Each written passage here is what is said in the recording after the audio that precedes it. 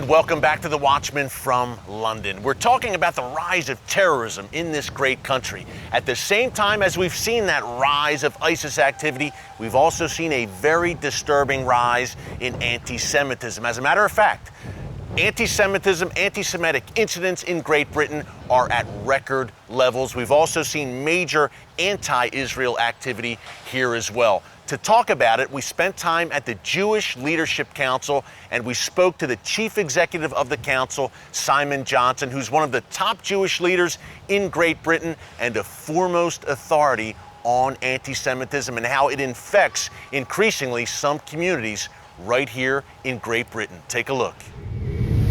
We've had some very interesting times here, obviously, in the UK recently. This terror wave, unfortunately, has hit the UK in recent weeks, but also we had a very contentious political debate going on here, an election.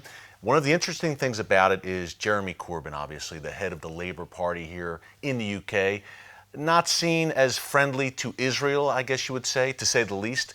His rise to be the leader of the Labour Party, I think, took a lot of people by surprise. It was clear that there was a movement within the Labour Party, they've called themselves Momentum, that wanted to see a fresh approach.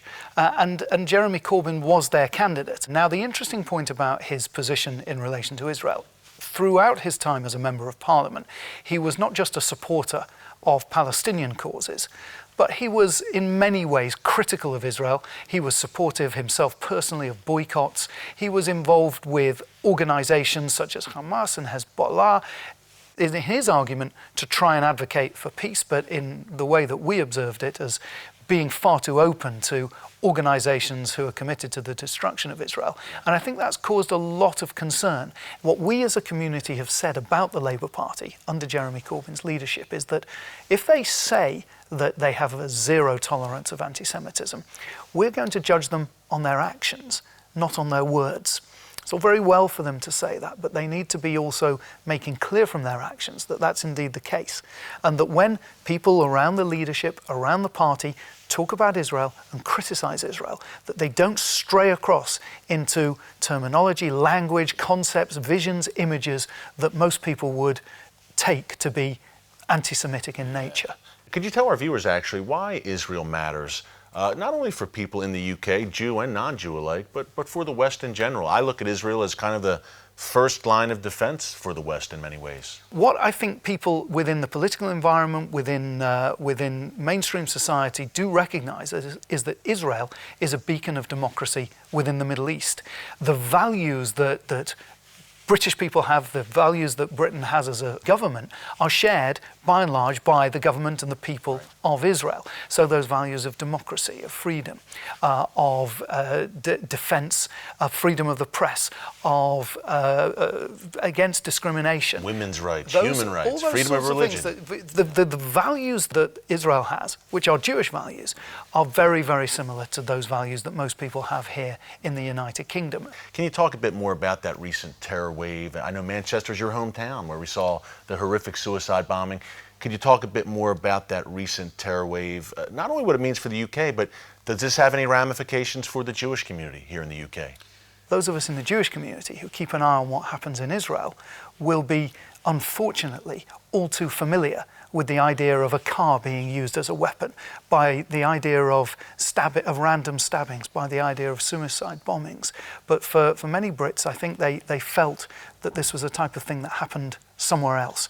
I think it's been a real shock for British people. It's brought out, though, the natural compassion, the tolerance and respect that we have as a community. We're a very diverse community here. For us in the Jewish community, we're already at a high state of alert, unfortunately, because of terrorist attacks in mainland Europe, in India, elsewhere, where the perpetrator will search out a Jewish potential victim or somewhere to attack, having attacked broader society. That type of thing has not happened yet here in the United Kingdom, but we're on alert.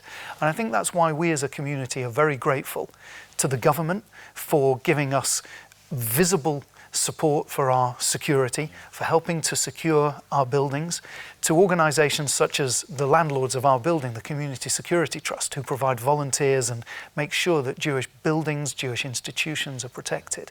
We need to remain on a high state of alert. Unfortunately, the rest of British society has had to come up to that same level of alert because of a wave of really quite terrible terror attacks. It is a thriving Jewish community here in the UK, and we know you will ensure it stays that way, the JLC. Thank you so much, Simon, for your time. Keep up the great work. Thank you for having me on the programme. Thank you. Nice to see you. Thanks again to Simon Johnson for his great insights on the rise of anti-Semitism right here in Great Britain. Well, coming up after the break, we spend time at the scenes of the crime. We visit Westminster Bridge and London Bridge to give you an on-the-ground account of what exactly happened in those two horrific terrorist incidents carried out by ISIS supporters. It's The Watchmen, it's Christians United for Israel, only right here on TBN, coming to you from London. Stick around.